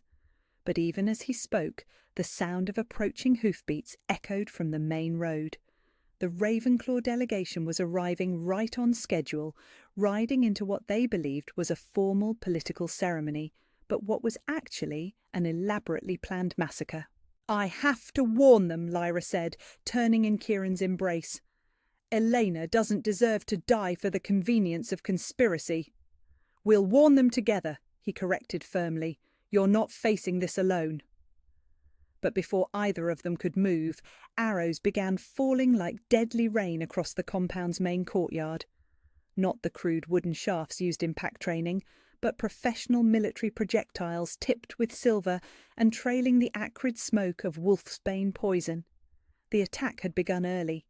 Lyra felt something snap inside her chest as she watched pack members scatter in terror, some falling where they stood as the poisoned arrows found their marks. These were people she had grown up among, wolves who had ignored or mistreated her, but who didn't deserve to die for the crimes of their leaders. Silver light exploded from her skin as royal power surged to the surface with the force of a dam bursting. The pendant at her throat blazed like a captured star, and the crown of light that had appeared briefly in the dining hall now manifested with solid intensity around her head. "Enough!" she said, and her voice carried across the compound with supernatural resonance that made every wolf stop in their tracks. The transformation that followed was unlike anything recorded in pack histories. Lyra's shift from human to wolf form was accompanied by cascades of silver fire that seemed to bend reality around her. When the light faded, the creature that stood on the balcony was easily the size of Kieran's royal wolf, her fur the colour of moonlight with silver markings that seemed to move and shift like living artwork. But it was her eyes that truly marked her as something beyond ordinary wolves. They blazed with silver fire that spoke of ancient magic and royal bloodline power that had been sleeping for far too long. She leapt from the second-story balcony with impossible grace, landing in the courtyard as another volley of arrows whistled through the air where she had been standing. Her howl shattered the morning stillness, a sound that carried harmonics no normal wolf throat could produce. The effect on the attacking hunters was immediate and devastating.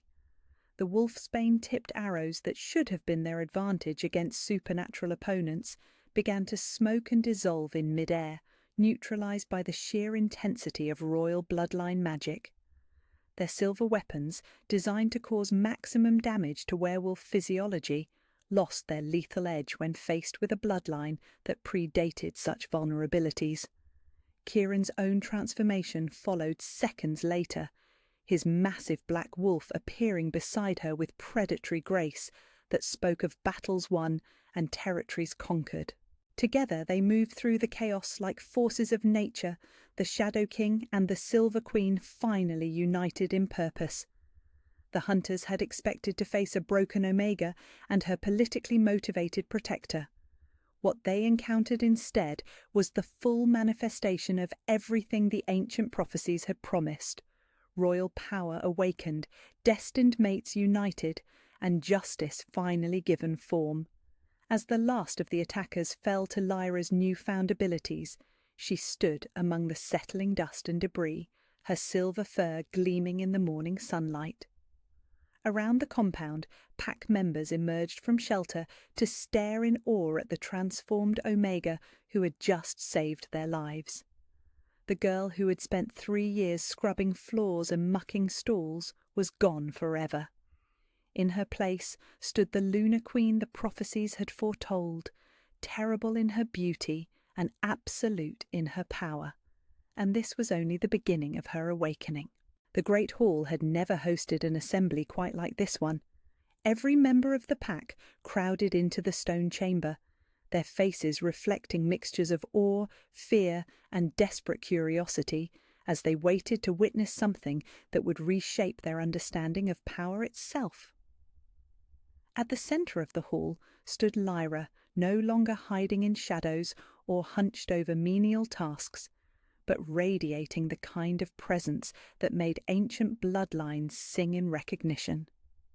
The silver markings on her skin had deepened to permanent tattoos that seemed to pulse with their own inner light, spiralling up her arms and across her throat in patterns that matched the carvings found in the forbidden ruins. Her eyes held depths of power that spoke of supernatural abilities awakening after 18 years of forced dormancy. When she moved, it was with the fluid grace of someone who had finally remembered what they were meant to be. Alpha Marcus stood before the assembly with the carefully composed expression of someone trying to maintain authority in a situation that had spiraled completely beyond his control. Beside him, Morgana held an ancient leather tome that smelled of centuries and contained the formal rituals for bloodline recognition that hadn't been performed in living memory. "We are gathered," Marcus began, his voice carrying across the hall with forced steadiness, "to witness the formal recognition of bloodline claims that have been recently brought to light." Elena Ravenclaw sat in the place of honour reserved for visiting dignitaries, her dark hair elaborately braided and her travelling clothes replaced by formal ceremonial dress. But her intelligent brown eyes were fixed on Lyra with the calculating attention of someone reassessing everything they thought they knew about pack politics. The attack that had greeted her arrival had made it clear that whatever was happening here involved forces far more dangerous than simple mating ceremonies. "The bloodline recognition ritual," Morgana announced, opening the ancient tome with reverent hands, "requires the claimant to demonstrate heritage through supernatural manifestation, witness testimony, and formal challenge if disputed." Sarah stepped forward from where she had been standing under guard, her amber eyes blazing with desperate fury. Despite facing treason charges, despite the evidence of her conspiracy to commit murder, she had requested the right to formally dispute Lyra's claim to royal status. "I challenge the validity of these bloodline assertions," she declared, her voice carrying across the hall with brittle intensity. "This Omega has no documented parentage, no proven connection to the Nightfall line, and no demonstrated ability beyond staged theatrics designed to impress the gullible." A murmur rippled through the assembly as pack members shifted uncomfortably. Many of them had witnessed Lyra's transformation during the Hunter attack, had seen her manifest power that belonged in legends rather than their quiet territory. But 18 years of conditioning had taught them to see her as fundamentally lesser, and old beliefs died hard. "Very well," Morgana replied, with the formal dignity of someone who had presided over pack ceremonies since before most of the witnesses were born. "Let the challenger state her evidence against the bloodline claim." Sarah's smile was sharp as winter ice as she moved to the centre of the hall. "I present the testimony of our pack medic, who has treated this individual for genetic deficiencies since infancy. I present the documented history of her constitutional weakness, her inability to shift properly, her dependence on medical intervention just to function within normal pack parameters." She gestured toward a stack of medical files that painted a picture of systematic disability and artificial support. To anyone who didn't understand the true nature of suppression treatments, they would appear to document exactly what Sarah claimed: a wolf whose genetics made her fundamentally unsuitable for any position of authority. "I present the evidence of her behaviour," Sarah continued, her voice growing stronger as she warmed to her theme. 3 years of perfect submission, accepting the lowliest position without complaint, showing no sign of the leadership or strength that royal bloodlines invariably manifest. The assembled pack listened with the uncomfortable attention of people being forced to confront their own participation in systematic cruelty. Many of them had witnessed Lyra's humiliation over the years, had accepted it as natural and proper without questioning what forces might be working to maintain that oppression. "And finally," Sarah declared with triumphant malice, "I challenge her to prove her royal heritage through formal combat. Let her demonstrate the supernatural abilities she claims to possess in direct confrontation with someone of acknowledged pack status. The challenge hung in the air like a blade waiting to fall. Combat trials were an ancient rite under pack law, a way to resolve disputes about status or ability through direct demonstration rather than political manoeuvring. But they were also potentially lethal, especially when one participant had spent years being systematically weakened while the other had trained constantly for exactly this kind of confrontation. "The challenge is acknowledged," Morgana announced with obvious reluctance. "Do you accept, Lyra Nightfall?" For a moment that stretched into eternity, Lyra stood silent in the centre of the hall. The mate bond thrummed with Kieran's protective fury, his wolf demanding he intervene to prevent what could easily become judicial murder. But through that same connection, she felt his forced restraint, his recognition that this was a test she had to face on her own terms. When she finally spoke, her voice carried harmonics that seemed to resonate in the very stones of the hall. "I accept the challenge," she said simply, "but not on the terms Sarah proposes." Confused murmurs rippled through the assembly as she stepped forward, her presence suddenly commanding in a way that made even the highest-ranking wolves shift position to better see her. "Sarah challenges my bloodline through combat," Lyra continued, her pale green eyes beginning to glow with silver fire. "But royal heritage isn't proven through violence against pack members. It's proven through the protection of those who cannot protect themselves."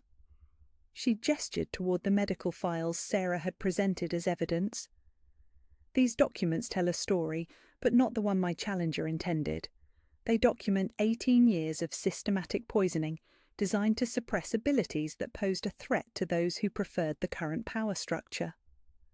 Silver light began to emanate from her skin as her supernatural abilities responded to the emotional intensity of the moment.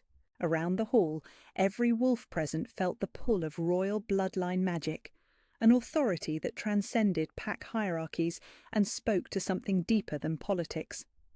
"They document the deliberate weakening of someone whose parents were murdered to prevent exactly what is happening now," she continued, her voice growing stronger with each word. "The recognition of a bloodline that was never broken, only hidden." The pendant at her throat blazed with sudden brilliance as she extended her hand toward the stack of medical files.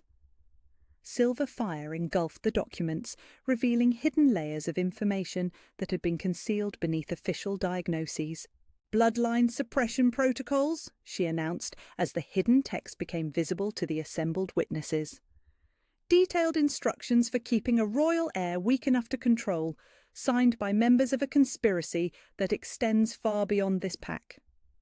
The revelation sent shockwaves through the assembly as pack members saw proof of systematic deception that had lasted nearly 2 decades. But Lyra wasn't finished. "My heritage isn't proven through my ability to defeat Sarah in combat," she said, her gaze sweeping across the crowd of witnesses. "It's proven through my willingness to forgive those who participated in my oppression without understanding what they were truly doing." Silver light pulsed outward from her position, washing over every wolf in the hall. As it touched them, years of conditioning and manipulation began to dissolve, revealing the truth that had been hidden beneath layers of carefully constructed lies. "I am Lyra Nightfall," she declared, her voice resonating with supernatural authority that made the ancient bloodline sing in recognition. "Daughter of Lunar Queen Evangeline and Alpha King Matthias, rightful heir to the Silver Throne, and I claim my heritage not through conquest, but through justice." The crown of silver light that had appeared during her awakening manifested again, visible to every wolf present. But this time it was accompanied by something even more powerful, the absolute certainty of royal blood that could not be denied, disputed, or suppressed any longer. Elena Ravenclaw rose from her seat, her brown eyes bright with understanding as she witnessed the fulfillment of prophecies her own pack's legends had spoken of for generations. "I withdraw any claim to formal alliance through political marriage," she announced, her voice carrying across the hushed assembly. "The Shadow King has found his true mate, and the Silver Queen has claimed her rightful throne. The Ravenclaw pack pledges our loyalty to the restored Nightfall line." One by one, other voices joined hers as pack members knelt in recognition of power that transcended their previous understanding of hierarchy. Even those who had participated in her oppression found themselves unable to deny the evidence of their own supernatural senses. But Sarah remained standing, her face twisted with fury and desperate denial as she watched her carefully constructed world crumble around her. "This changes nothing," she snarled, her amber eyes blazing with fanatic intensity. "Prophecy or no prophecy, bloodline or no bloodline, you're still the same broken Omega who—" Her words cut off in a gasp of shock as silver fire surrounded her, not with malice, but with the irresistible power of truth itself. When the light faded, she stood, revealed not as the pack's future beta, but as someone whose own abilities had been artificially enhanced through chemical means for years. "The conspiracy worked in both directions," Lyra said with quiet sadness. "They suppressed my abilities while artificially boosting others to maintain their preferred power structure. How long have you been taking enhancement drugs, Sarah?" The truth hung between them like a judgment delivered by forces beyond mortal politics. Sarah's strength, her intelligence, her position within the pack hierarchy, all of it built on the same kind of artificial manipulation that had been used to keep Lyra weak. "I did what was necessary," Sarah whispered, but her voice held none of its former conviction. "So did I," Lyra replied with gentle finality. "But necessity guided by truth serves justice. Necessity guided by lies serves only destruction." As the silver light faded, leaving the great hall in ordinary torchlight, the assembled pack faced a new reality. The Omega they had ignored and mistreated for years stood before them as their rightful queen, her royal heritage proven beyond any possible doubt. The transformation was complete, and the true test of her reign was just beginning. The moon garden behind the pack house had always been Lyra's refuge during the darkest moments of her captivity, a place where silver light could touch her skin without witnesses to judge her for seeking comfort in shadows. Tonight, with the formal recognition ceremony behind them and her royal heritage acknowledged by the entire pack, she found herself drawn to the familiar sanctuary for entirely different reasons. Kieran found her there beneath the ancient oak, whose branches formed a natural cathedral overhead, her newfound power still radiating from her skin in waves of silver fire that made the night-blooming flowers glow like captured starlight. She had changed into simple clothes that allowed the royal markings on her arms to remain visible, no longer hiding the heritage that had been suppressed for so long. "Having second thoughts?" he asked gently, settling beside her on the stone bench that had witnessed so many of her tears over the years. "About what?" she replied, though they both knew the weight of responsibility that came with claiming a throne that had been vacant for 18 years, about accepting a crown that comes with the expectation of uniting 3 territories under just rule, managing political alliances that span hundreds of miles, and somehow bringing peace to regions that have been at each other's throats for decades. Lyra's laugh held no humour as she leaned back against the oak's ancient trunk. "When you put it that way, it sounds impossible."